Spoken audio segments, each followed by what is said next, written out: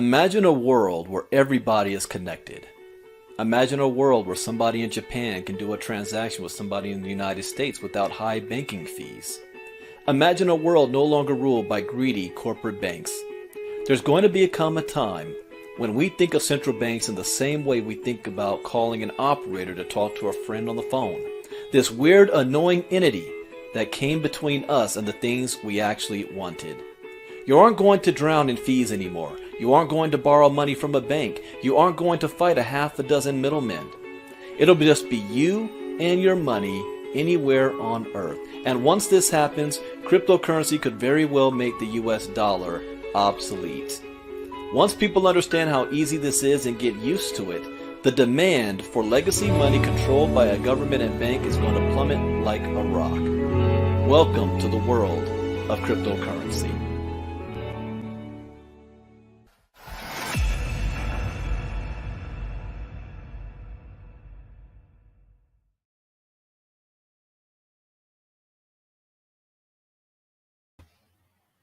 All right. Good morning, everybody. Welcome to Early Morning Crypto Talk. Bitcoin Brandon from cold Los Angeles country, Super Bowl country, California. And thank you guys for being here. Championship LA. Go ahead and type in the chat box where you're listening in from. As a disclaimer, I am not a licensed financial advisor to be giving financial advice. I read the news, give my opinion, share suggestion, and it is up to you to make an informed, intelligent decision on which direction you want to move into. So far I see, good morning, Justice, Janine, Fallon, Prelvis from Corpus Christi, Simon, Dagmar, good morning. I know it's cold up in Lake Arrowhead. Melissa from the UK, Latanya, Facebook user, I don't know who that is, watching from work, Shauna Ross, Bernard from the A. When you say the A, that you mean ATL, right? Atlanta. Sherry, is that Sherry Sullivan from Cleveland? Great job last night, Sherry. And a lot of compliments. Van Hairston from New Jersey. Bernard, you made it. Great. Kevin from Georgia. Latanya, that's right. Championship LA. This is championship country. Facebook user Howdy from frozen wastelands of Texas. I will be in Texas tomorrow, and I see that it's going to be raining in Houston, and what, in the 50s or so. Simon, single digit. Where are you, Simon? That it is single digits. All right. Good morning. Well, this is a interesting time to be alive. As I always say. I see UK. Fort Worth was shut down due to ice. Simon, you're in Minnesota. Okay. Yeah, I bet. But this is an exciting, interesting time to be alive. And the topic we're going to talk about again today in crypto will also be Russia and how what's happening in Europe is impacting the markets. And we actually witnessed this live on our Facebook challenge last night. We saw the market drop almost 5% in an hour. And I knew I was doing the live, so I wasn't able to, I didn't have the TV on. I have it on right now, so I'm able to watch what's going on. But I didn't last night. And I knew something was going down. And then one of you guys let me know that officially Russia invaded Ukraine and started dropping bombs, or technically Putin declared that he was going into Ukraine to take over, and the markets reacted live on our talk last night. But this is as no surprise. Ever since I got in crypto, I've been talking about Vladimir Putin and Russia from the beginning. Anybody that's been listening to my crypto talks back in 2017, I started it by saying one of the things that caught my attention was a quote that Vladimir Putin made in 2016 before I even bought crypto. And he stated that over time, technology always changes. He says at one time, the Stone Age was the Stone Age, but the Stone Age didn't end due to lack of stones. Look around. There's still stones on the ground. The Stone Age ended due to the introduction of better technology. And whatever nation embraces this new technology in the future will become the new world superpower. And the nations that do not will live underneath the nations who do. The reason why that caught my attention is because I study politics. I graduated from Morehouse College with a political science degree. The first half of my adult life was spent in the political realm. I've worked for politicians. I've worked and lived in DC. I've worked in the White House and also in the congressional offices during the 90s. So it was an early passion of mine in studying this. And I woke up this morning with a feeling that I haven't had since probably as a kid in the 80s. And I was born in 76. So in the 80s, if you know politics from then, Ronald Reagan was president and then George Bush in 1988. We had the Iran-Contra affair. We had Nicaragua. We had the Cold War with Russia. And Ronald Reagan famously saying, Gorbachev, tear down this wall for East Berlin, and the fall of the Soviet Union. And if you know or study Vladimir Putin, he is a former KGB officer from the Soviet Union. He has grand ideas of Russia reclaiming their superpower status in the world, and he's always felt humiliated that the Soviet Union collapsed without firing a shot. Now, I'm not going to go into detail what I just covered already yesterday. Yesterday, I was on a TV show, E360 TV. So if you go to my Facebook channel, my Facebook page, scroll down a couple of posts, and you'll see I did a talk yesterday on TV just about Russia for the whole hour. So I break down the history of what Putin was thinking and why he's doing what he's doing. And what you see right now is a culmination of that. Now, how this ties to crypto is not necessarily Bitcoin or crypto itself, but the blockchain technology, the introduction of a brand new form of currency, a brand new form of wealth. I always said it, blockchain technology is going to disrupt every single industry on the planet today. Whether you like it or not, believe it or not, trust in it or not, your opinion is irrelevant. How you feel is irrelevant. One way or another, you will be impacted. And the actions of last night has proven every man, woman, and child on earth now has already been impacted because the market's shifted. Now, how can I make that correlation? Well, you have to look at, why does Vladimir Putin feel that he can get away with pulling the trigger on Ukraine today? Why not 5 years ago or 10 years ago, or when he did Crimea in 2014? Georgia was what, 2008? Don't remember exactly. Why does he feel empowered? See, this isn't a decision he made overnight. This has been in the plans for a very, very long time.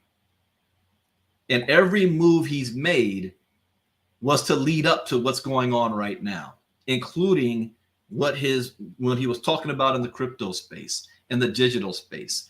In 2016, he also ordered his banks to start to bring forth a digital version of their money, the digital ruble, crypto ruble, in other words. China is doing the same thing, on the same path.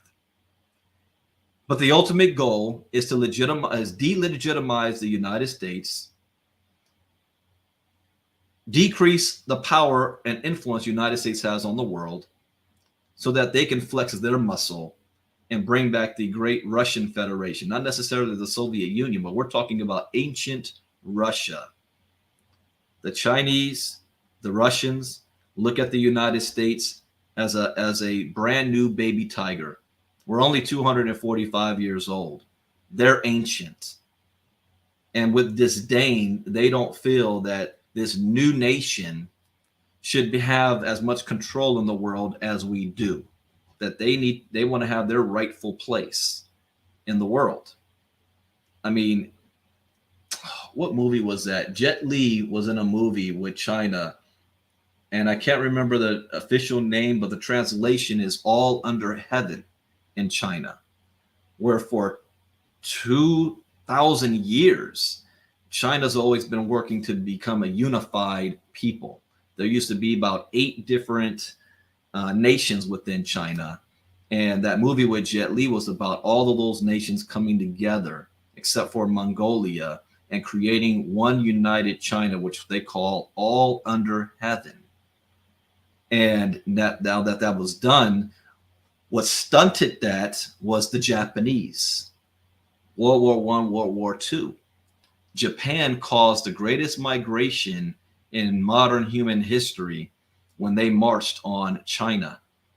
And the people of China migrated from the east to the west. That's where you ever have what's called the Rape of Nanking, if you ever study history about that. They're still sore about that till this day. That's not something that they're ever going to forget. To them, the more people died than you can even think of as far as the Holocaust is concerned. The Holocaust was nothing compared to what happened over there in their history. So they have their own grandiose idea about their place in the world, and they've been working with Russia. They've been allied with Russia lately because they're both communist nations, which is interesting because China fought against Russia in World War II. China, Russia, and Japan were united.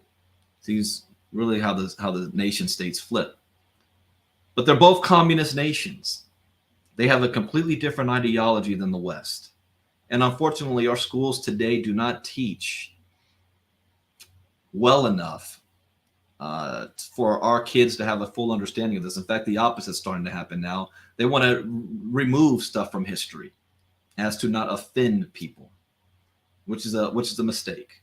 You know, whether you feel comfortable or not, history is history. What happened, happened. And if you don't know your history, you're bound to repeat it. Did you listen to the speech that Vladimir Putin gave? He gave a rambling speech, and most of what he said was incorrect. He talked about complete revisionist history all the way from Stalin all the way to today, from World War I, World War II, about the Nazis in Ukraine. None of that is true, what he was saying. But it doesn't matter if it's true or not. If people follow him and believe what he says, it's truth for them, and he's using that as a pretext. But what has held Putin back all these years? United States dominance. And the United States dominates in two ways. The military. We've got the biggest, baddest military the world has ever seen. The second way is through what we call diplomacy, aka sanctions. So if you are not an American and you're looking at America from the outside, whenever you hear America say diplomacy, diplomacy means that, you know, we come to an agreement that both sides can agree upon. You don't get everything you want. Neither side gets everything they want. But to the outside world, when America says diplomacy, that means you do what America says. And if you don't, you're going to be punished by either be getting invaded or by having sanctions put on you. In Russians' minds right now, they're like, how dare the United States say anything about what's going on in Ukraine when how many nations did the U.S. invade in the last 20 years? We just got out of Afghanistan. Doesn't matter what the cause was. It's the fact that we were there. And in their minds, they're just not invading a foreign nation. They're reconnecting land that has always been connected to them for the last thousands of years in their mind. So why now? Why now? Well, the United States, as far as if you play the game of chess right, and you put yourself in Putin's head, United States has absolutely zero stomach for any type of armed conflict anywhere in the world right now. We have none. We're tired. We've been in a constant armed conflict on what, since the Vietnam. We've always been in an armed conflict somewhere. We finally want to draw back, draw down. Started with Donald Trump wanting to have more of an isolationist policy. And then even with Biden, Biden continued what Donald Trump wanted to do with withdrawing from Afghanistan. We're not in Iraq. We're not in Afghanistan. And we don't have a stomach to go back anywhere in the world. So it's perfect timing on the military front. But the second is the sanctions, and the sanctions can cripple a nation. The sanctions don't actually hurt the leader. Sanctions hurt the people. And it's designed that the people get so fed up that they put pressure on the leaders to change course. Iran, North Korea, but as we've seen, it never ousts the leaders. But it does cause pain for those leaders in keeping their populace in place. So if you're Putin, you say, okay, I know America's not going to touch us with their military because we got nuclear weapons and that's mutual destruction, but they're going to try to drop sanctions on us. We need to figure out how to get around United States sanctions. I've been saying this since 2018, that that's what Putin was doing. They were selling U.S. debt and they were buying up gold. They want to get away from the U.S. petrodollar. This has been a setup for years. China's been doing the same thing. So when the day comes, when he pulls the trigger and America predictably comes out with, diplomacy and sanctions, he can ignore it and say, go ahead, drop sanctions on us. It ain't going to hurt us. We've already been moved past that. Well, we can survive without the U.S. dollar. This is a direct attack, or I don't want to use the word attack, direct challenge to the current world order since World War II. Since World War II. Most of us were not alive to know what was going on in the world and the politics and the feelings during that time. We only read about it in history books. If you still have your grandparents or great grandparents around, you can ask them about that time. And then the Cold War that happened followed it. So Putin says, okay, I need to put myself, my nation in a position that we can survive United States sanctions, that where the sanctions are no longer a threat. Now, this is where it gets scary. Why I said I haven't had this type of feeling since the 80s. And it wasn't necessarily my feelings because I was only a kid. I only understood so much, but I did understand the feelings of our nation. Kids can feel the vibrations of the parents, the adults of our country. And if you remember the 80s, the threat of a nuclear war taking place, having those drills in school, always thinking about what the Soviet Union and the United States, and they start flying. How many movies were made at that time? Remember the movie, I think it was 1983 War Games, where a computer kind of took over and started World War III, some smart computer. And I'm getting that feeling again because we woke up this morning in a new world where the thought and possibility of nuclear action is real because he said it. He said it last night. He said, any other nations, before you even think about interfering with what we're doing, remember that Russia is a nuclear power. Now, if he takes over all of Ukraine, that puts Russia on the borders with NATO. And now you got two nuclear powers staring each other in the eye. And you got the border states, the Baltics, Poland, all like is World War II type scenario happening all over again. Will he decide to keep going and unite all of the old Soviet states? But those Soviet states are now allies of NATO. So attack on one is an attack on all. So whether we like it or not, we can be ended up being dragged into war if one of the NATO states is attacked. World War I started with the fire of one bullet, an assassination. Next thing you know, World War. So by law, by treaty and law, we have to defend our NATO states so that we don't prevent another World War or what happened in another World War, I don't want to say World War III, but another World War II.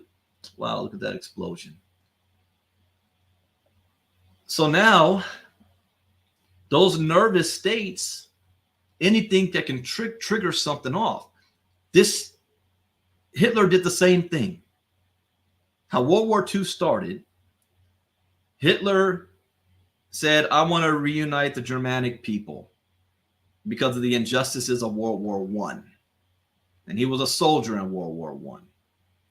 And Neville Chamberlain, they had their little meetings, and Neville Chamberlain came back to the UK talking about, I made an agreement with Hitler. He will not invade any other European countries. He only is trying to protect his German people. Well, they let him do what he needed to do, but he didn't stop. Hitler just kept, he was like, okay, you guys are weak. I can keep going and get as much as I can. Next thing you know, World War II. And they're afraid that Putin may do the same thing because now there is no deterrent holding him back, and he's playing a game of chicken. He's like, hey, you want to try to stop me? Hey, I got nukes. We know you don't want to use nukes. We don't want to use nukes. So how are you going to stop me? So now everybody says, is he crazy? He's been spending 2 years locked up. He's been paranoid about COVID. Hasn't let nobody near him in 2 years. He's unhinged. And he's got nuclear weapons. So the world is on edge this morning. And other nations are going to take advantage of this. China has already got their eyes on Taiwan. Taiwan is on red alert right now. They scrambled their air forces this morning. They're on red alert because they think that China might take advantage of the situation. And since we just had the Winter Olympics ended last week, where was Putin? He was at the Winter Olympics at the end meeting with Xi Jinping. What were they talking about? What were they preparing for? So it is important, whether you like it or not, to understand geopolitics, to pay attention, because you might think, well, I have no control. I mean, there's nothing I can do. You know, we're all, it's going to happen. It's going to happen. But there are things that you can do to prepare for yourself and your family. Last week, I said at $45,000, I was tethering because I see Bitcoin's going to drop to $35,000 to $38,000. The charts didn't see that happen, but I said because of what's going on with Ukraine and Russia, and it's not a matter of if, it's a matter of when Putin invades. You guys remember me saying that? What is the price right now? Let me share a screen. Come on, share screen.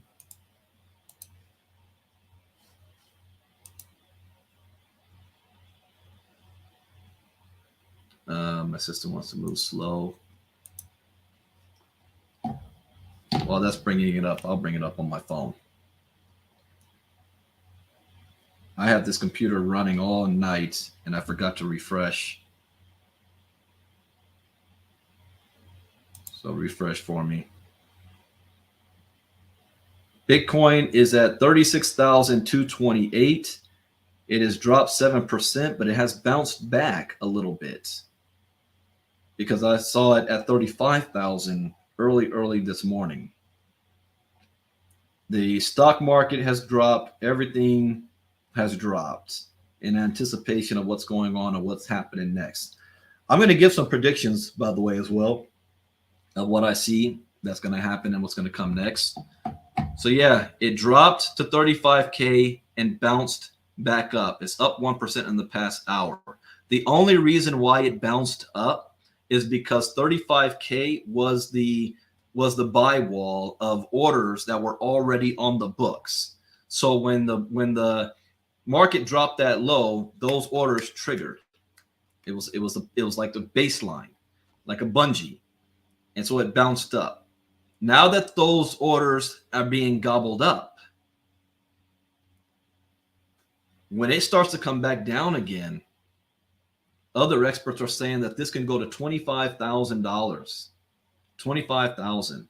I think I shared this yesterday as well in the on the TV show. I showed this in detail. How far it can go and why. Is this room to panic? Absolutely not. This is actually a huge opportunity.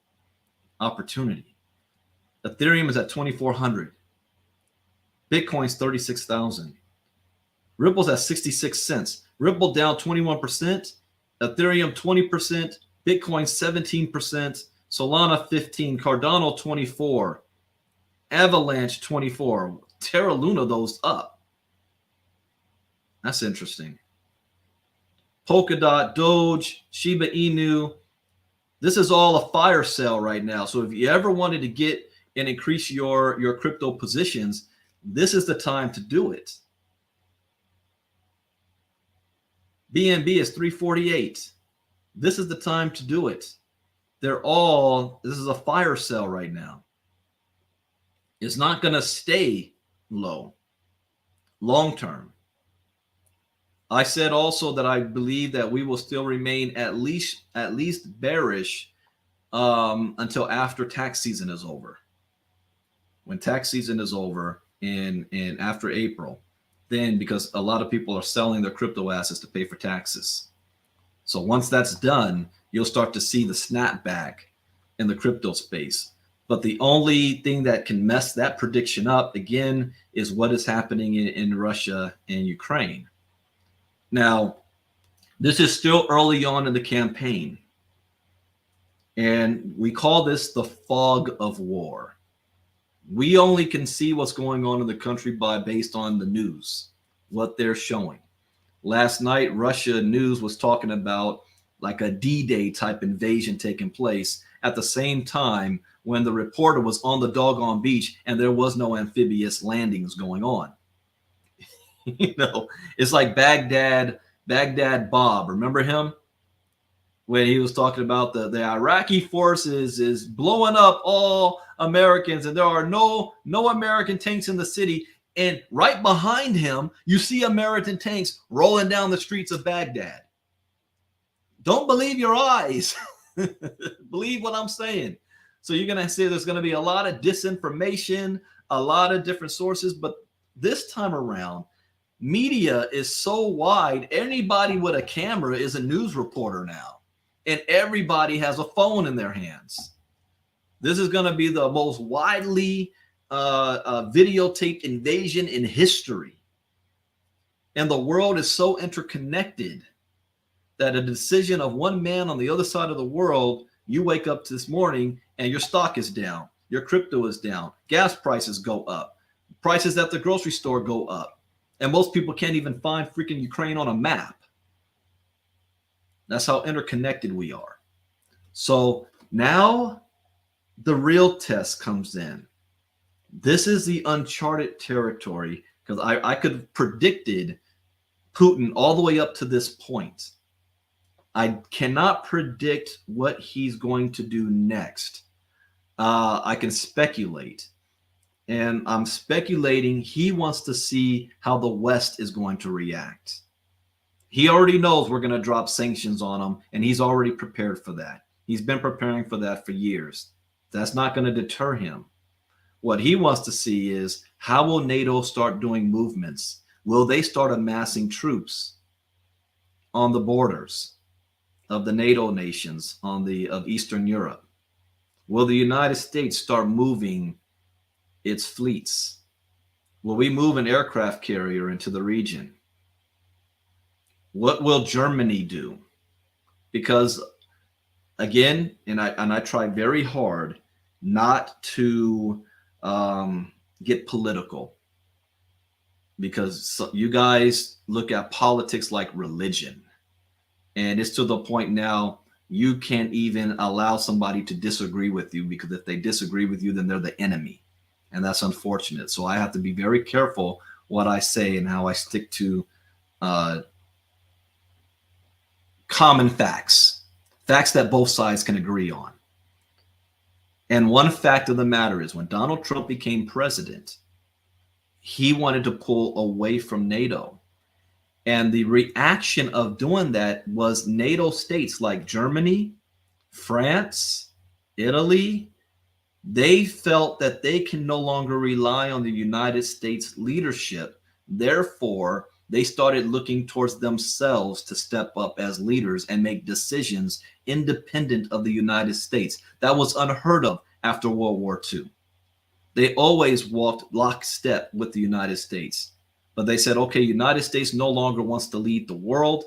We're going to have to step up and make things happen, which is dangerous. And the reason why I say it's dangerous is because there's a reason why the United States stepped in. The last time we didn't, there was World War I in Europe, World War II, and we said no more because you dragged us in on that both times. But if we leave Europe to their own devices, the continent of Europe is littered with wars. There was a 100-year war between France and the UK. They've always been in war in that small little place.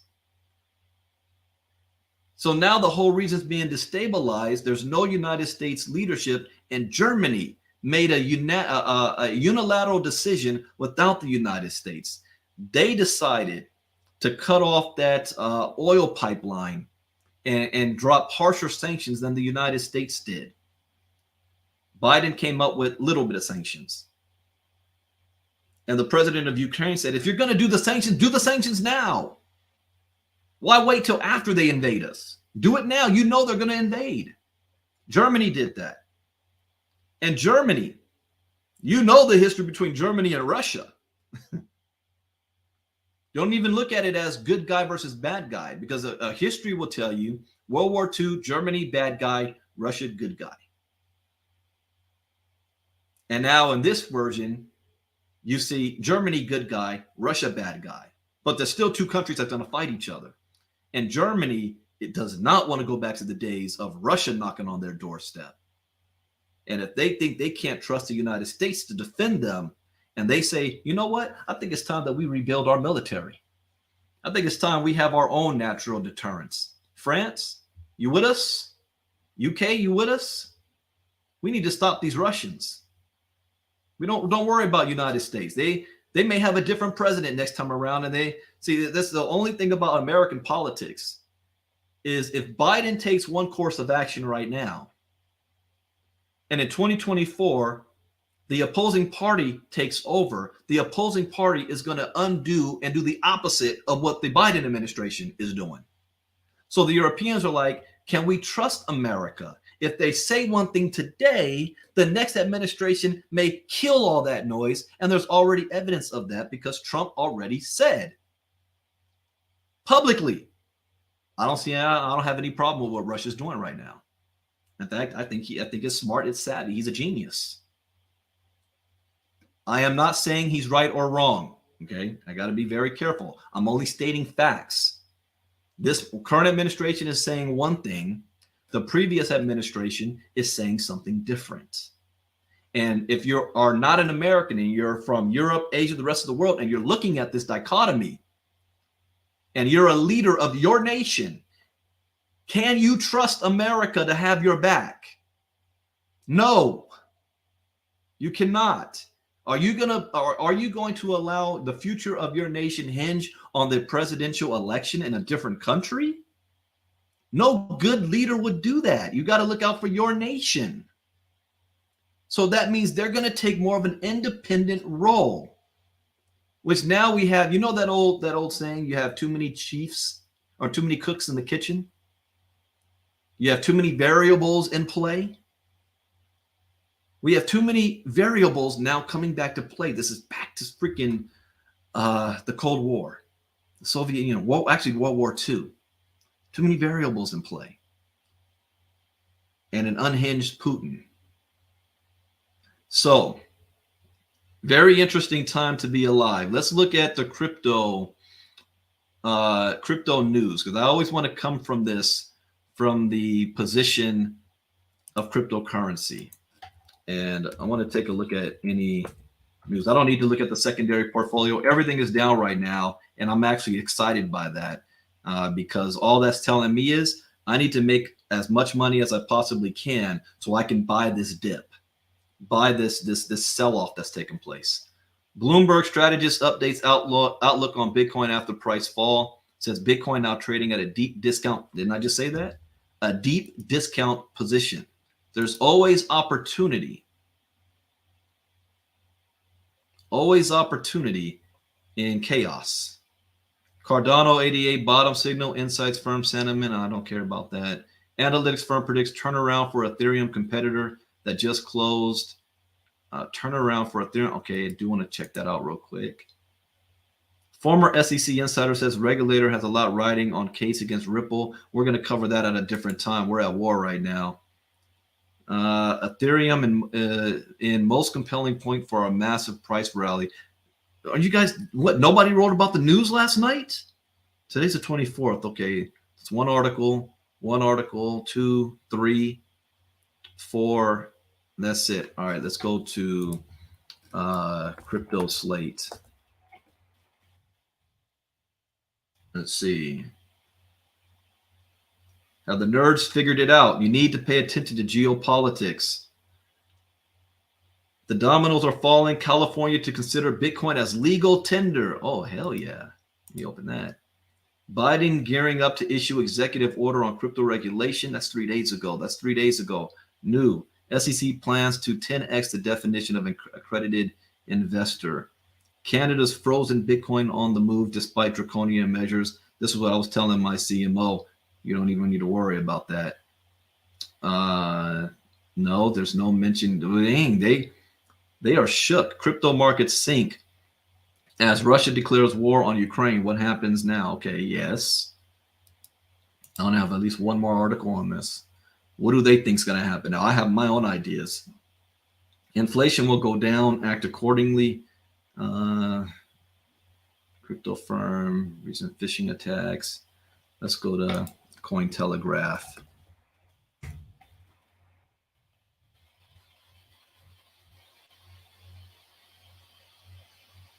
FTX CEO weighs in on Bitcoin market outlook amid Ukraine crisis. Yes.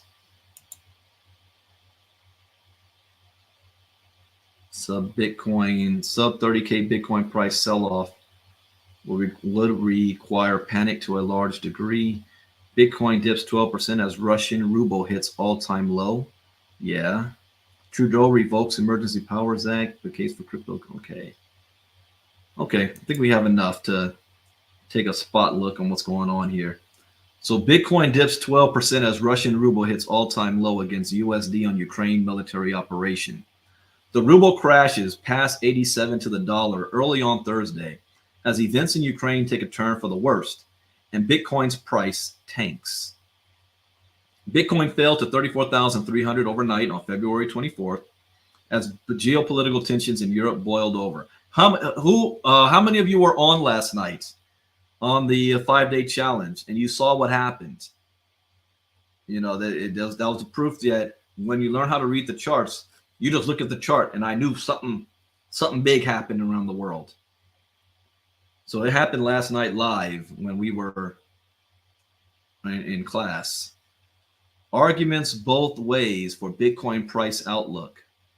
News that Russia had launched a special military operation in Ukraine sent Bitcoin tumbling along with traditional markets in a move that seemed to catch markets by surprise. I don't catch you by surprise. This is why you got to be crypto educated. This was no surprise to me. I said this last week. And I made a move to protect my assets. I knew it was coming. In a move that seemed to catch markets by surprise, reports were flowing in of a feared three-pronged attack on Ukraine at the time of writing, with the West already promising more severe sanctions as a result. Putin don't care about that. Bitcoin already trading in line with stocks instead of acting as a safe haven, thus showing uncertainty of its own, declining over 12.2% from Wednesday's local highs to hit $34,300. Asian stocks were already feeling, you know what, and actually, I thought that he was going to invade on Sunday. I think I said it on Crypto Talk Saturday morning. I thought he was going to invade on Sunday to mess with the West because the Asian markets it would be Monday morning for them. And when we wake up on Monday morning, our markets would tank traditionally. What's interesting, crypto, you can trade 24/7. Yet the crypto traders don't make moves on the weekends. They still work by business hours, Monday through Friday. So I thought it was going to happen on Sunday, and it didn't. It happened yesterday, Wednesday nights. Asian stocks were already feeling the pressure, with Hong Kong's Hang Seng Index down 3.5% and the Nikkei reaching a 15-month low. As traders waited to see the full impact on European and United States stock markets, Bitcoin market participants took stock of what the geopolitical, you got to pay attention to this, geopolitical events could mean for the largest crypto. So there are arguments both ways for what should be happening to Bitcoin right now. I'm not sure I would have guessed it would go down based on the fundamentals. I guessed it, but it is down a lot. Why? Sam Bankman-Fried, CEO of trading giant FTX, queried in a series of tweets Thursday. Well, let's say there are two types of people in the world: fundamental investors and algorithm followers. Okay.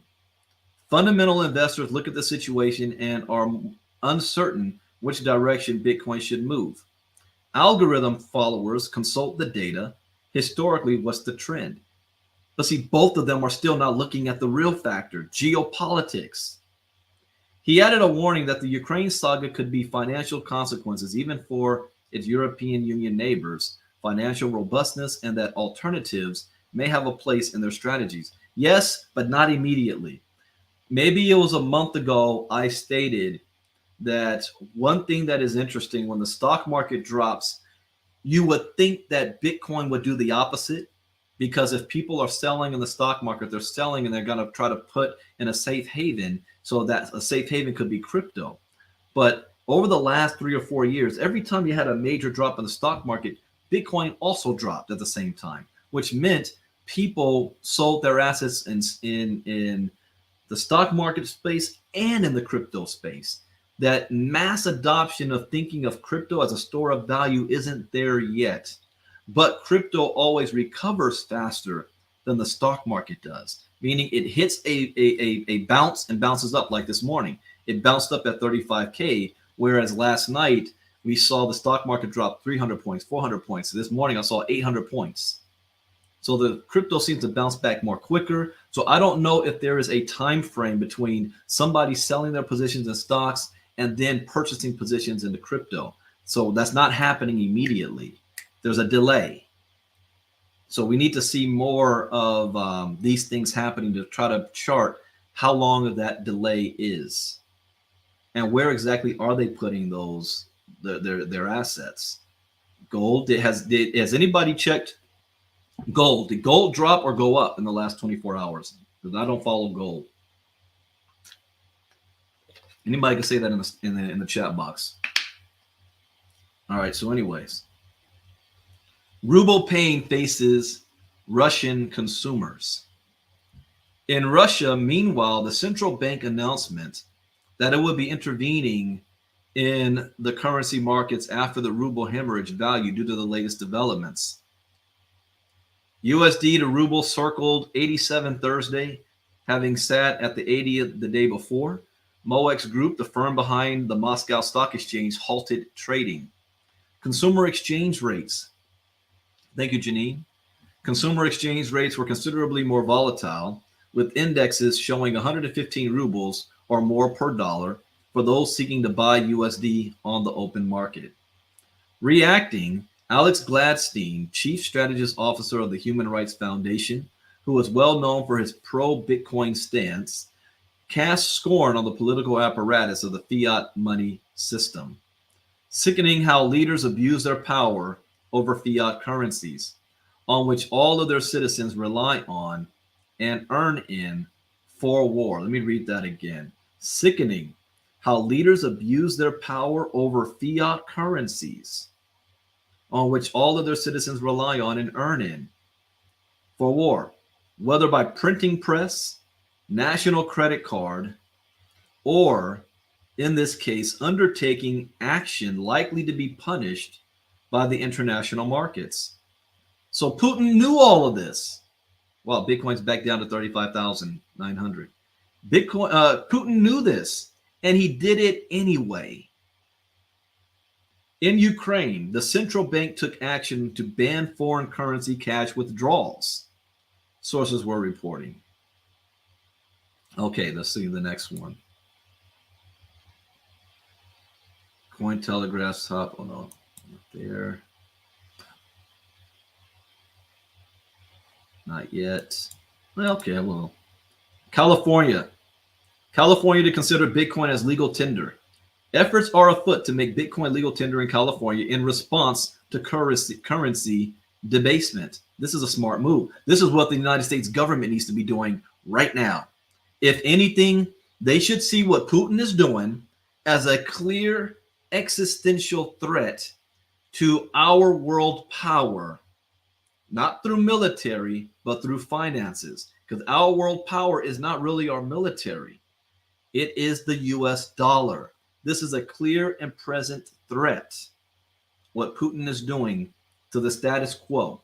If he no longer cares about the banking system, because they're talking, oh, we're gonna remove the Russian banks from the SWIFT system, and Putin says, go right ahead, I don't need it. What? But it's like if you're trying to discipline your kid, but your kid is no longer scared of whatever you're going to use to discipline them. What are you going to do next? So instead of trying to use the old system, the United States right now should be doing everything in its power to adapt to the new system and to take the lead on this. And this is what Putin was talking about in 2016. Now, what did Ukraine do a couple of days ago? They made Bitcoin legal tender quick because they knew the value of their currency was going to drop like a rock. So they find safe haven using crypto, just like El Salvador and Venezuela and Zimbabwe. Ukraine did it quick. The United States needs to be doing this and taking the lead on this technology and this cryptocurrency. And go ahead, digitize the dollar and still use the dollar as a world currency, but in its digital form. Bring on this technology. Enable businesses in the United States to do business and not go somewhere else. FTX exchange is created by an American. But did he launch it in the United States? No, because regulations was too crazy. So he launched it in Hong Kong. How much revenue did the United States lose on that? That cat is worth $30 billion now in 3 years. Our politicians are stupid. I gotta be watching what I say. They're stupid. We take the lead on this. But California is doing something. Political advisor Ian Calderon and self-described Bitcoiner Dennis Porter are planning to introduce a bill making Bitcoin legal tender in the state of California. Porter followed up by urging his 70,000 Twitter followers to visit votervoice.net and register their support for Bitcoin as legal tender. The next question is, what exactly does that mean? I mean, the IRS is already taxing it, so they're already recognizing that, Bitcoin is there. It's a capital gains tax. But if a state makes it legal tender, what does that mean? The webpage in question talks about taking affirmative action against monetary debasement, even taking the opportunity to have a pop at the Fed. It states Bitcoin's current treatment, similar to property in the US, therefore subject to capital gains tax, impedes its use as a medium of exchange. I partly agree with that. Now, more than ever, it is important for Americans to have money that can be protected from inflation created through monetary debasement. This debasement is an invisible tax on Americans from an unelected board of bankers. We do not accept taxation. Oh, be very, very careful. In other words, the Federal Reserve is not even a federal agency. It's private. Even though the president elects who, the head of it is private. We don't have a say in it, because they say no taxation without representation. I see how they're trying to go at this legally by saying we are being taxed by the Federal Reserve and it is not a government agency. We have no representation in this. They are just implementing this on us by force because they can. That's the way they're coming at this. However, if you mess with the powers that be that control the money like this never worked out well. They're being challenged. Now, if you understand California, there are more people in California than there are Canada. You separate California from the United States, and it's got like the 7th largest economy on the planet.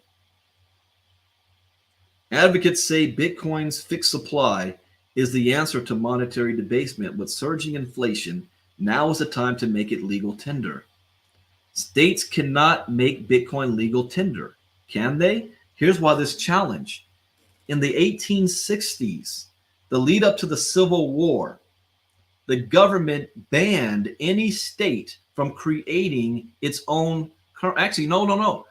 It was even before that. Since the Revolutionary War, states were not allowed to create legal tender that went against the United States. This was when Alexander Hamilton became the first Treasury Secretary, and we centralized the Bank of the United States in New York.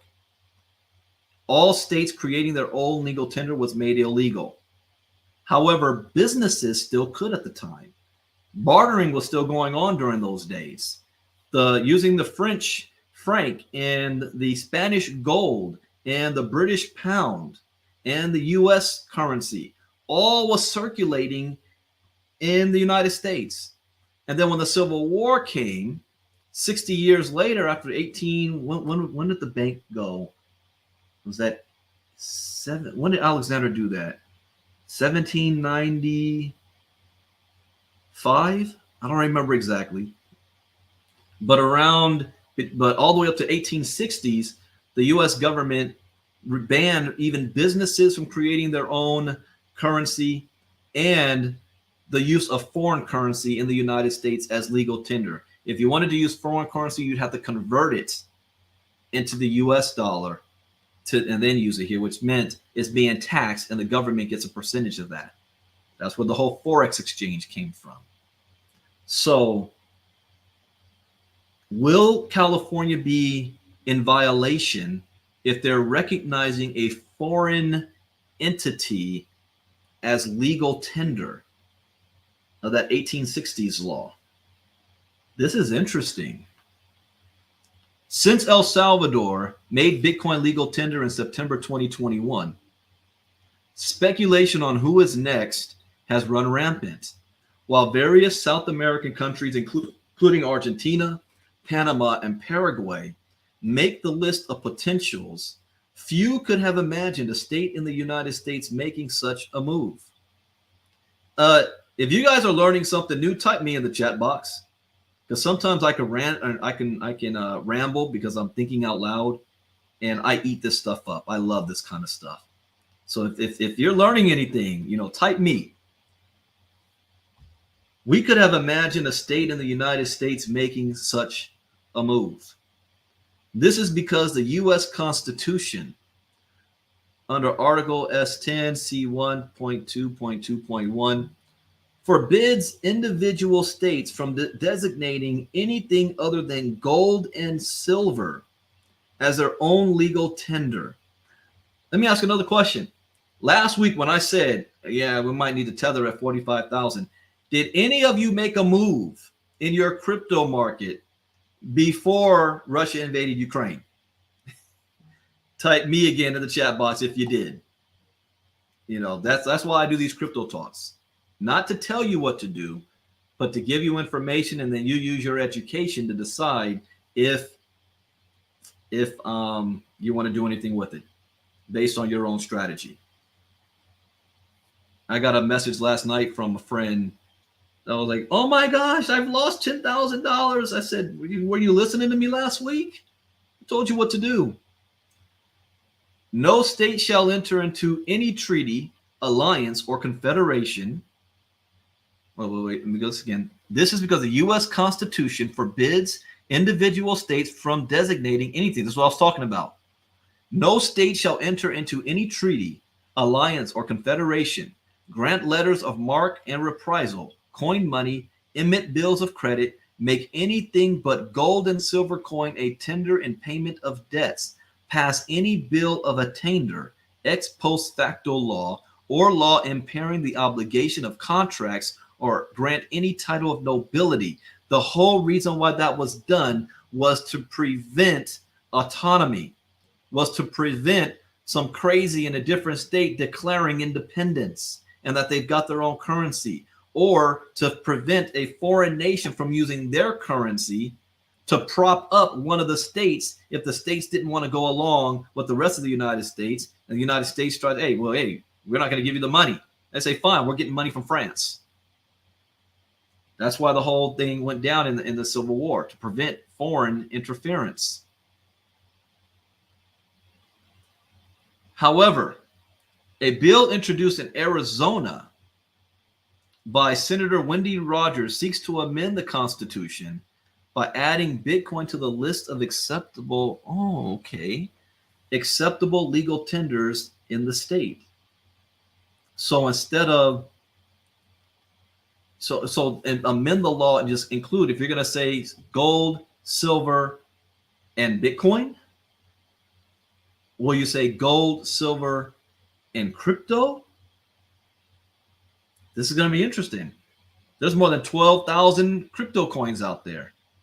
Because if you say Bitcoin, then what about Ethereum? What about Ripple? What about Dogecoin? What about Cardano? This is interesting. The bill still requires passing through the state Senate and House before signing into law. Whether that happens or not is anyone's guess. Then again, rifts between state and federal policy are not unheard of. For example, an executive order from Arizona State Governor Doug Ducey, signed in December 2021, outlawed any entity from imposing vaccine mandates. More states to follow. Pro-crypto legislation is one thing, but Bitcoin as legal tender is the ultimate nod of approval. I agree. If I were senators and congressmen right now, I would be moving quickly to have the federal government recognize this as legal tender. South Korea did. I think Japan did. Japan was the first. I think the federal government needs to move on this fast before the states start doing it independently, especially in today's era.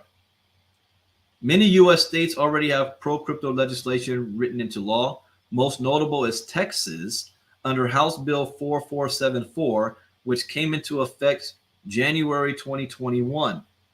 Now, before that, Wyoming had 21 laws. What did Texas do? Texas is quick to want to cease and desist on everything. In fact, Texas and New York was the most hostile to crypto. So this is new. It recognizes cryptocurrencies as part of the state's uniform commercial code.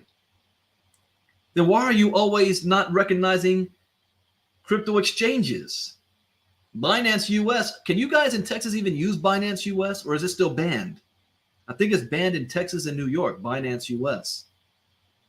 So it recognizes cryptocurrencies as part of the state's uniform commercial code.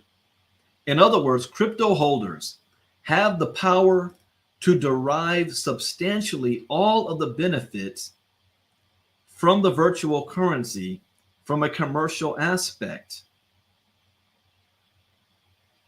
Similarly, Senate File 125.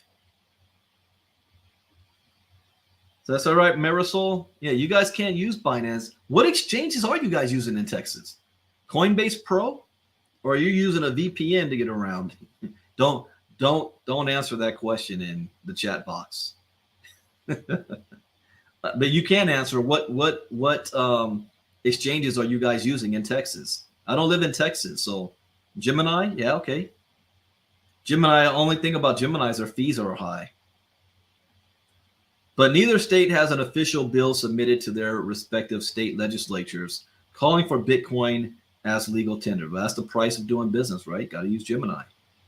Nonetheless, with Arizona and California taking things to this next level, should we expect Texas, Wyoming, and others to make the push as well? You know, I'm going to have some time while I'm going to Houston tomorrow. I'm going to be looking into this stuff and see, are there any other states? Because see this with Wyoming, Senate File 125 was passed by the Wyoming Senate back in February 2019. It also recognized crypto as part of the state's universal. That's my LLC. That's why I registered in Wyoming. That's right. File LLC in a crypto-friendly state. I did Wyoming. All right. Next up. Crypto markets sink as Russia declares war on Ukraine. Let me look at the news. Russia launches large-scale. Okay.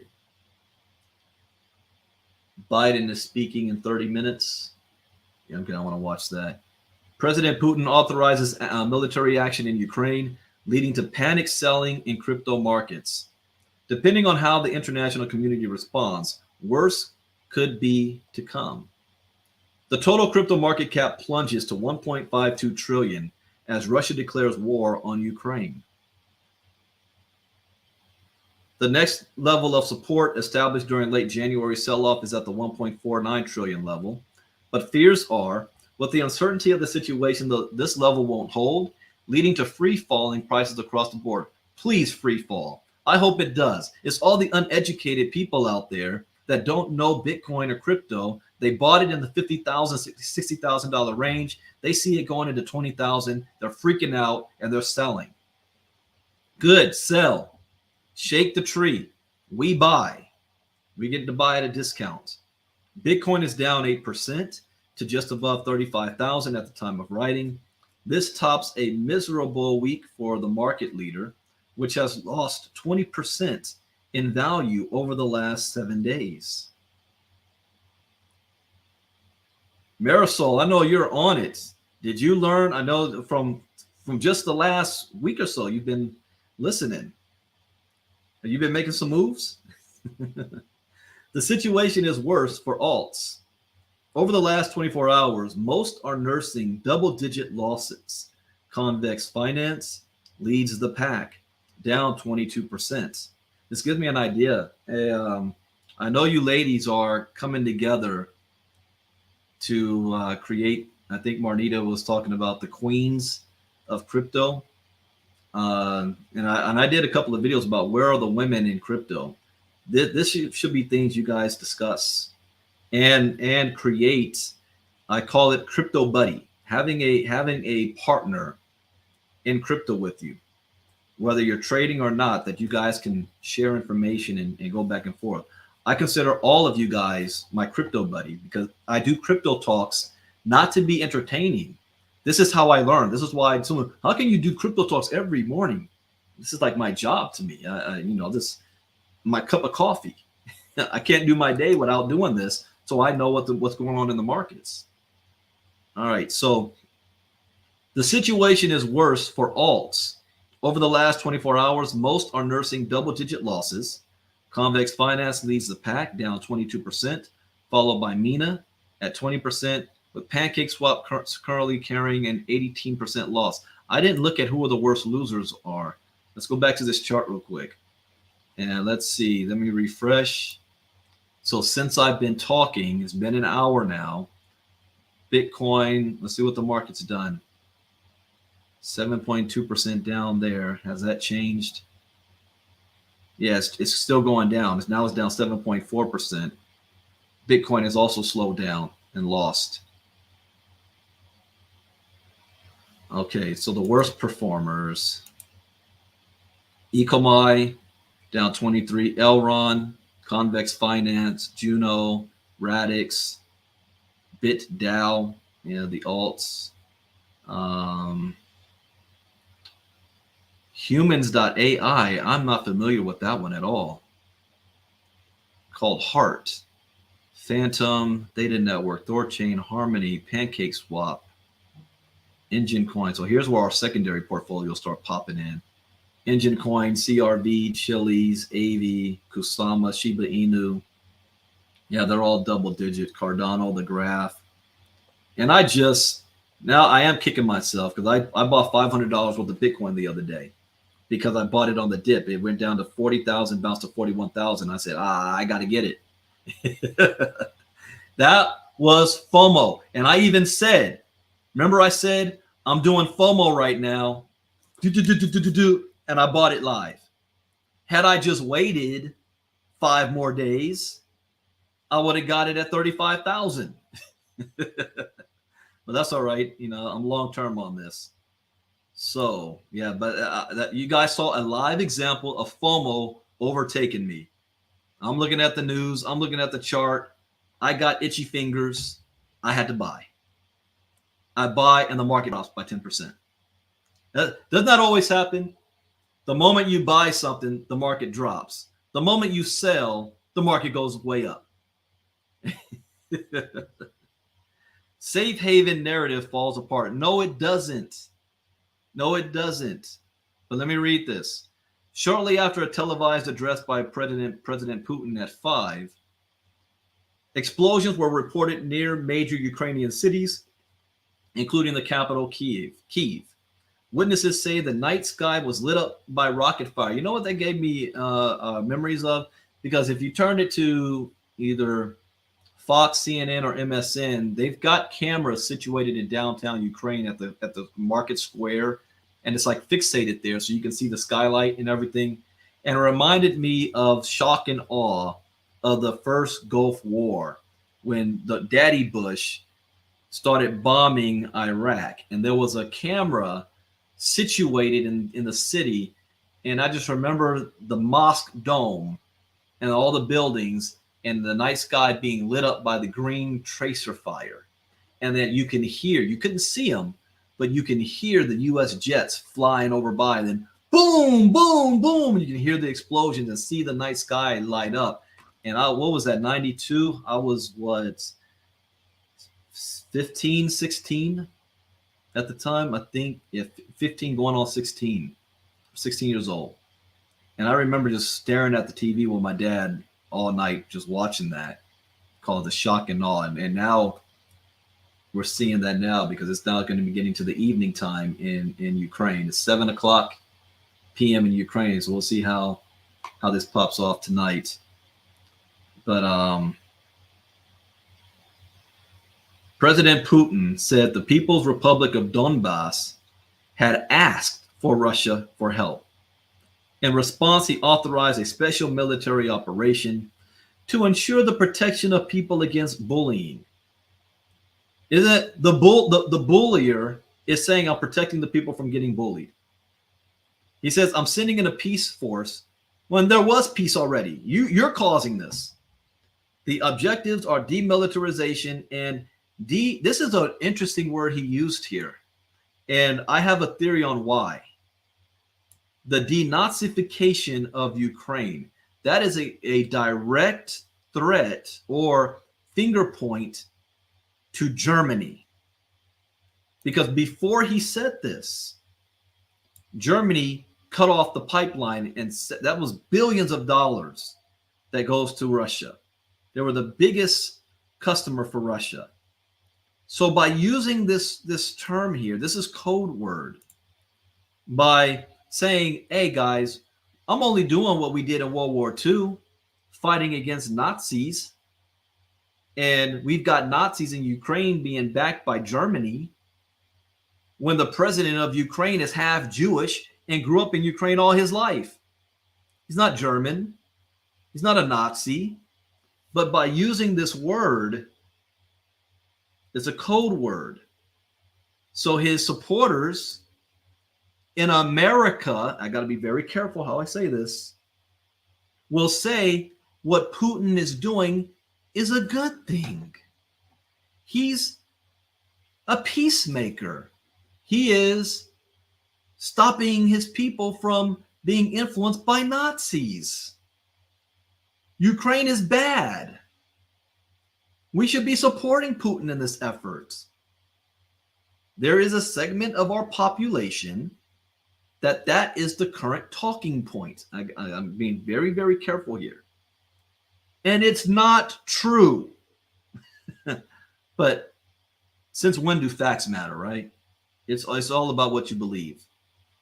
Western leaders have yet to give a formal response, but President Putin warned of consequences should the international community. This is where it gets scary here.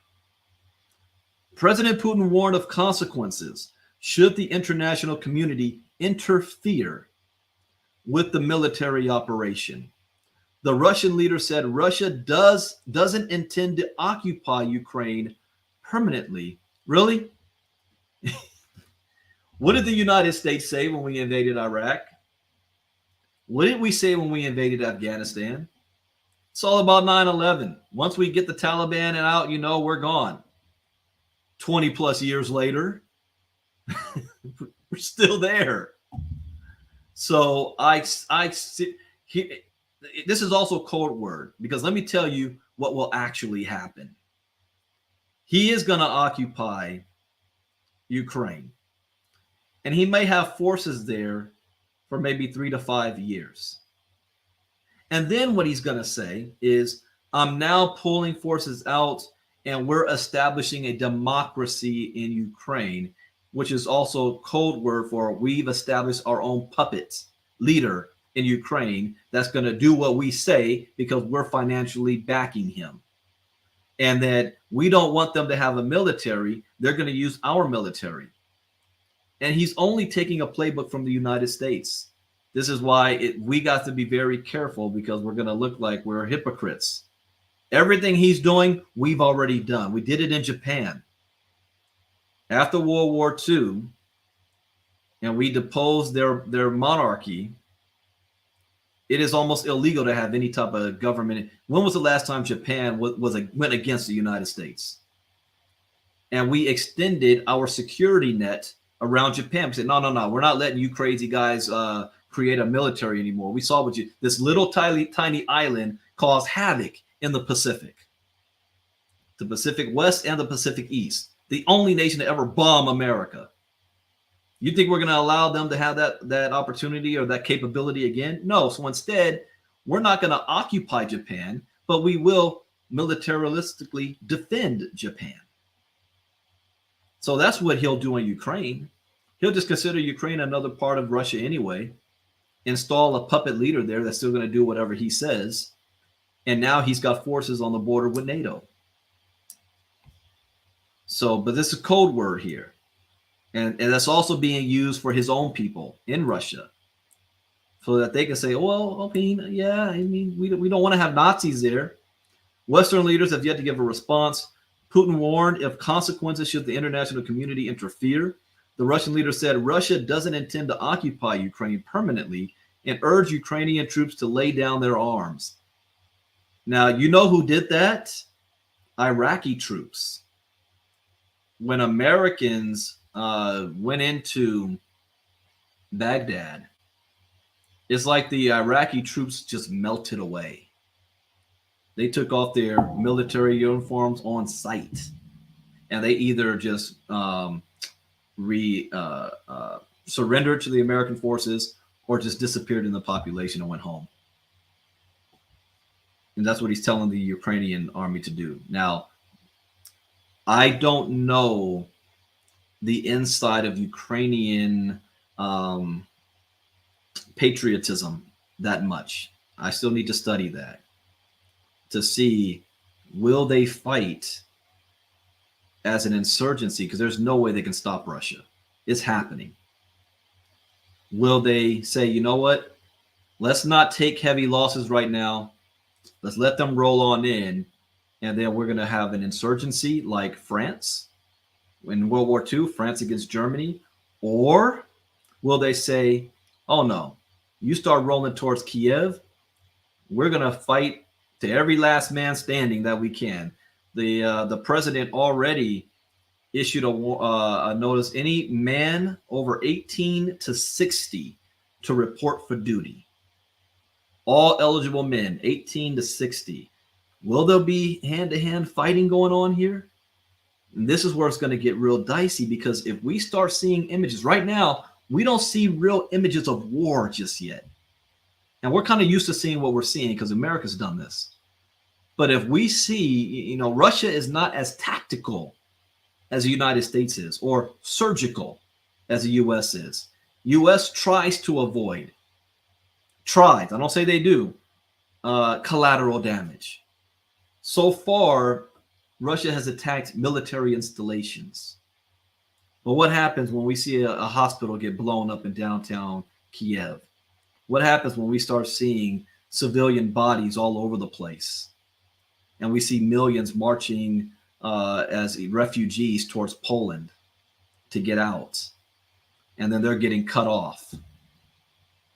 And what happens when civilians start shooting back and Russians say, we can't tell the difference between a combatant and a non-combatant. And in that case, they will look at everybody as a non-combatant. The United States did it against the British. We didn't fight the British in uniform. It was a insurgency. The British called us terrorists. And if you do that, then how are the Russian troops saying, you know what, I'm going to look at every single one of you as a military target and start shooting everybody? How's the world going to react to that? What will the United States do? What will Germany and the others be forced to do? What happens if other nations' citizens are caught in the crossfire? What happens all of a sudden 50 dead Americans by Russia? America has to respond in some way, form, or another, which goes back to that 80s feeling of nuclear possibility. We've been spoiled for the last 30 years or so. I don't remember the last time I woke up fearing about any type of nuclear threat. I don't remember the last time I ever had that feeling except being a kid in the 80s. And now that's back on the table again. That's a scary thing. Okay. Depending on the response of Western leaders, the situation could deteriorate further with catastrophic economic and geopolitical repercussions, including all-out war. And when I'm done with this, I'm going to tell you what I would advise the West to do, how to handle this. Analysts at Bitbank said the safe haven narrative has fallen apart over the Russian-Ukrainian conflict. Hasegawa commented that worse could be to come for financial markets as the relationship between the U.S. and Russia becomes increasingly strained. Bitcoin's safe haven narrative has almost completely fallen apart as a rising possibility of military conflict and the worsening U.S.-Russia relationship puts the wider financial market in risk aversion mode. I disagree with that statement. Bitcoin will still be a safe haven because Bitcoin hasn't collapsed. It went to 35K and bounced right back up. Now it may drop to 25K. Now the media might call that a crash, but as I showed yesterday, 25K is still higher than all of Bitcoin's history for the first 10 years. Well, 8 years. No. 10, 11 years. It's never been at 25,000. So it ain't going anywhere. The crypto community comments. Bitcoin bull Anthony. Now let me ask you guys. You guys are educated, semi-educated, or not educated at all that's listening. Do you believe that this is the end of Bitcoin and crypto? Type yes or no in the chat box. Bitcoin bull Anthony Pompliano points out that Russia, as a third biggest oil producer, is in a position of power. This implies global inflationary risk could worsen as energy prices underpin every economic activity, because Russia is the third largest oil producer in the world. There's another opportunity in this. And this goes back to clean energy, lessening our dependence on fossil fuels. So now, since we didn't want to do it voluntarily, we may be forced to have to do it because Americans are going to get fed up with the prices being so high, and we need to have an alternative. So now the politicians will be more open-minded to say, yeah, we need to do something about this. Russian-born Ethereum co-founder Vitalik Buterin tweeted he's upset that President Putin has abandoned the diplomatic route. He called the military operation a crime against the Ukrainian and Russian people. It is. Buterin signed off saying he knows there will be no security, suggesting pessimism over a swift resolution. The world awaits the White House's response. So first and foremost, if you hear anybody talking about, well, the United States did the same thing, why should we care about what Putin's doing invading Ukraine? Ukraine did nothing to Russia. We invaded Afghanistan because Afghanistan was harboring the very people who hit us on 9/11. That was justified. We invaded Iraq the first time because Iraq invaded. My mind just went blank. What's the name of the country Iraq invaded? Good grief. Type it in the chat box for me. My mind just went blank. But Iraq invaded another country in 92, and so we pulled them back. Kuwait, thank you. Good grief. Then, the second time we invaded Iraq, now that's a little shaky. Weapons of mass destruction that they didn't have. Okay, you can debate that one. But Putin just decided, I'm going to redraw the map of Europe and I'm just going to take over Ukraine because we don't actually recognize that they were a country in the first place. They were part of the Soviet Union and we're getting them back. They're historically part of Russia. So people in the United States will be like, yeah, okay. So here's what I think, because I can't finish these other ones. I'm running way late today. These other ones, Bloomberg strategist outlook on Bitcoin and analytics firm predicts turnaround. I might do a crypto talk in the middle of the day. No, tomorrow I get to Houston at 2. We got day 5 at 7. I don't know. We'll see. But here's what I would advise if I was a politician or if I was in charge with the current political crisis in the United States, with what Russia is already doing and what our allies are doing. I would have to write Ukraine off. Ukraine is not a member of NATO. Therefore, we don't have any specific treaty that we have to defend Ukraine from Russia. They're not a part of NATO. The only attachment is that the United States does have a charter to defend democracy around the world, and Ukraine has a legitimate, democratically elected president in the United States. Unfortunately, that argument would hold water in the 80s and the 90s in America.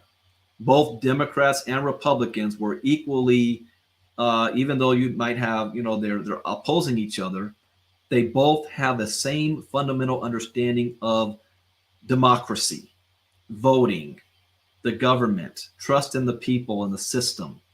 That is no longer true today.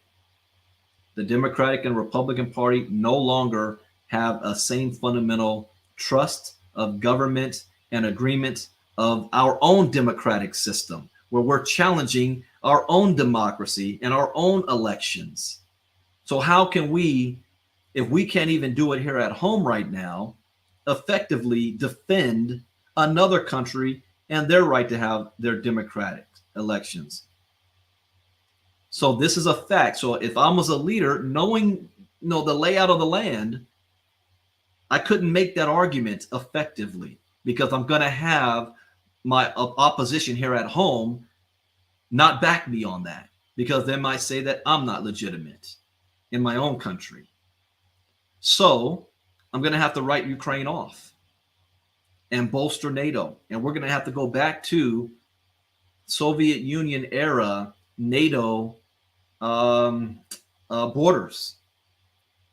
I would shore up all of our NATO allies so that Russia sees a united front from NATO. Right now, he sees it as fractured. That's why he's doing this.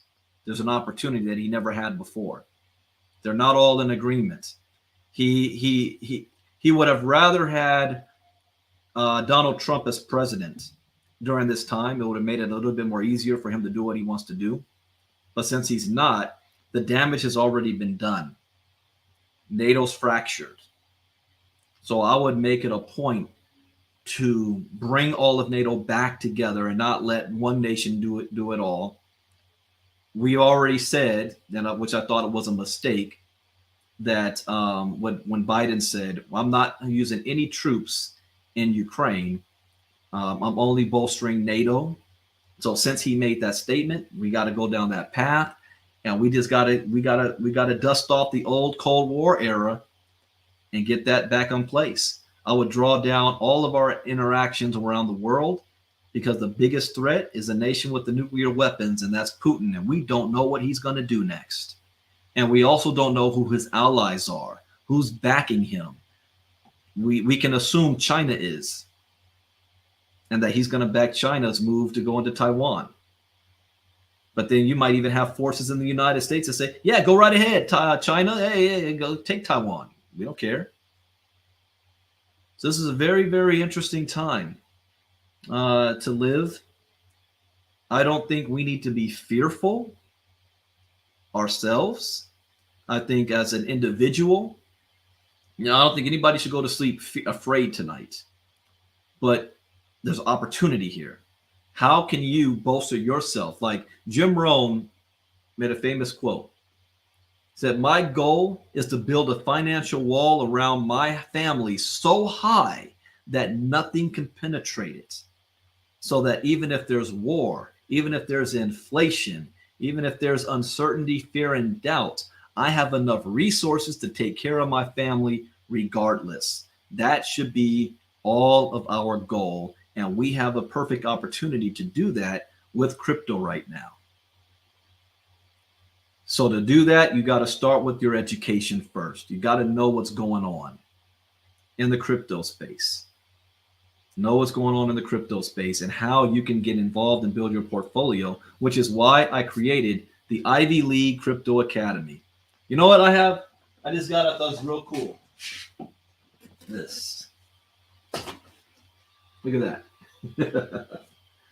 The Ivy League Crypto Academy. Long time in the making. I'm so proud of that. And we're offering free 5-day challenge, like a free virtual boot camp. All you have to do, because you can be a part of it tonight. Tonight is day 4. Day 4 of the boot camp. Our topic is we're going to talk about wallets. Monday night, we talked about Satoshi Nakamoto. Tuesday night, we talked about the blockchain technology. Last night, we talked about what is cryptocurrency. And today, we're going to talk about unlocking cryptocurrency with the wallets. ILCAchallenge.com. You can register for free. It'll be streamed in the Facebook group. And I'm actually doing this crypto talk in the Facebook group. Normally, this is designed for only iLearning Crypto, because today's the last crypto talk I'm doing for that community specifically. But because of war last night, I opened it up publicly for everybody. I'm doing it everybody. So a lot of you might not know that I even launched Ivy League Crypto Academy, because I have not made any email blasts. I have not promoted to my list. I have done zero marketing outside of me doing crypto talks, because we are still ironing everything out, getting everything we want in place before we really go mainstream with this. So you guys are the first, what I call the founding members, to be a part of this. So you can register for free and be a part of the Ivy League Crypto Academy tonight for unlocking the wallets. Tomorrow night is the path to becoming a crypto billionaire, which some of you, I know for a fact, are already on. Next Monday, we're going to do a recap, and then we'll do the next 5-day challenge will be in the next 30 days at the end of March. If you want to be a VIP member, which how many of you guys are VIP members? Type me in the chat box. See, even Barry Elrod. Barry is a huge marketer and didn't even know I'm doing what I'm doing, because I haven't gone public with this yet. We're just laying the foundation. But if you're a VIP member of the Ivy League Crypto Academy, type me in the chat box. It's only a one-time $97 to be a VIP. And you get a lifetime pass to be a VIP, which means Not only is this streaming in the Facebook group, but you're able to come on Zoom with me. So once we stop streaming, then we're going to be doing Q&A. And last night we went longer. What did we go? Like almost an hour and a half. So if you were on the free side, you missed out on an extra hour and a half of information. Now, an extra hour is important. Now, this is not me tooting my own horn, but I charge $175 to $200 an hour with myself, with me. So an extra hour and a half, all the VIPs got. So you want to be a VIP. One time, $97, and you're a VIP for life, which means the next 5-day challenge, you get VIP. We're also giving away Bitcoin tomorrow night. For those VIPs that completed the homework assignments, Monday, Tuesday, Wednesday, and Thursday. You complete the homework assignment, and you're going to be put in a draw, and I'm giving away Bitcoin to three winners tomorrow night at the end. So how do you become a VIP? Go to ilcachallenge.com and register for free. You're going to have the option and receiving an email to upgrade to the VIP member for $97. After that, I have crypto courses. Now, most of you that's been following me already know about Bitcoin 101, Crypto Advanced, how to trade Bitcoin and cryptocurrencies. You might be prior students of mine. That's 45 videos, anywhere between 5 minutes to 30 minutes long. I have more. By the end of March, this is the goal, I will have more than 100 videos, because after those 3, I've already completed Internet of Things. Next is going to be DeFi, NFTs, and Metaverse. I've created a actual kind of university. You'll see the website's about to drop, so that you'll it's not like what you've seen before. That you'll have access to all of those videos, and every Tuesday and Thursday night, I'm going to be doing live class for 2 hours, 8 p.m. to 10 p.m. Tuesday and Thursday night, where I take one video from my courses and we do it live, similar to how we do the 5-day challenge. The 5-day challenge topics are actually courses from Bitcoin 101. So you guys are actually getting like 4 courses for free when I do the 5-day challenge. That's part of Bitcoin 101. But Tuesday and Thursday night is live classes. But to get the courses, what is the cost? The cost is $2,997 for more than 100 plus videos. However, if you're a VIP member, let me share a screen. You get it for $997. So let me show you. Share screen.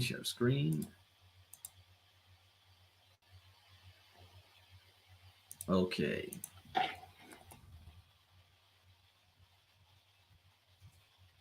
So for $997, so you're getting it for 3 times off. If all you have to do is be a VIP member, $997. Now I also have payment plans. If you say, "Oh, I can't afford the whole $997," well, let me show you what you can do. The option.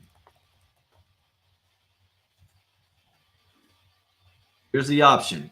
You can do the $997 up front, or you can do a 3 payment plan for $400 over 3 months, or $550 over 2 months. So I don't want to have any excuses. And then finally, if you are a prior student of mine, which means if you were part of Cryptogenics, KGX, Economics, Coinbit Pro, Crypto Global, Twin Turbo, iLearning Crypto, WCL, any of those things, prior students, then I'm knocking this price off by half again. And you only have to pay $500 because you already got Bitcoin 101, Crypto Advanced, and how to trade Bitcoin and cryptocurrencies. So you're only paying for the rest.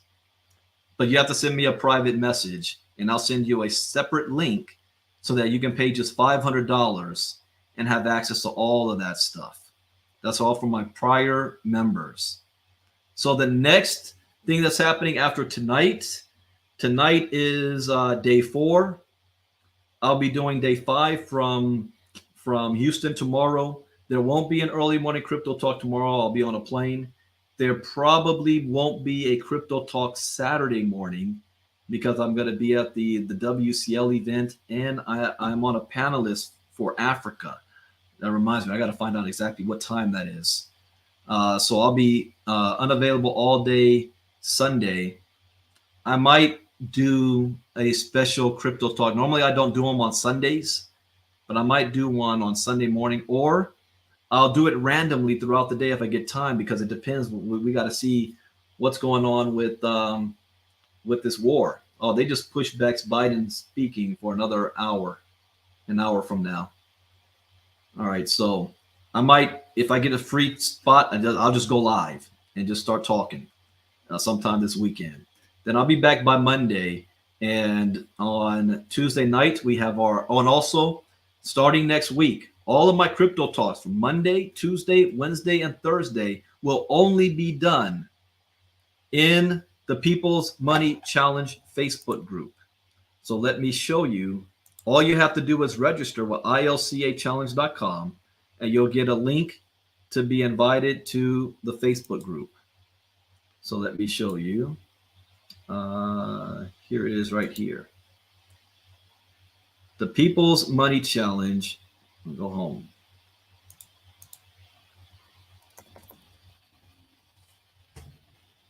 You can't just find this group. You have to be invited. So send, once you register with ilcachallenge.com, you'll be given a link so that you can come to our Facebook group here. And all of my crypto talks will be done in this group. Friday and Saturday, I'll be doing them publicly the way I'm doing it right now. But Monday, Tuesday, Wednesday, Thursday, and Friday is done in my group only. So if you want to continue to get access to these, it doesn't cost you anything. All you got to do is register. All right, so that is it for the updates for now. Tonight up, we have Lanu. Lanu is speaking, and eight-figure earner, my former mentor, Steve Carter, is speaking tonight. So you don't want to miss those. I need to check on Melanie to see how Melanie is doing. And Melanie and Andy were knocked out. Andy was real sick. Melanie had an emergency. So we're going to see those two gentlemen tonight.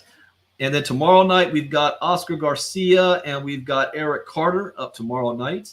So thank you guys for listening. I went extra longer today because of the circumstances, what's going on in the world. I hope you learned something new. As always, that is the point. You saying I better dress warm? I haven't even packed yet. I don't pack until like an hour before I leave. So I need to pack for tomorrow to get ready. So you're saying it's cold in Texas? All right. All right. I'll be prepared for that. So with that, you guys have a great day, and I will see you all tonight. Bitcoin Brandon out. God bless. Bye-bye.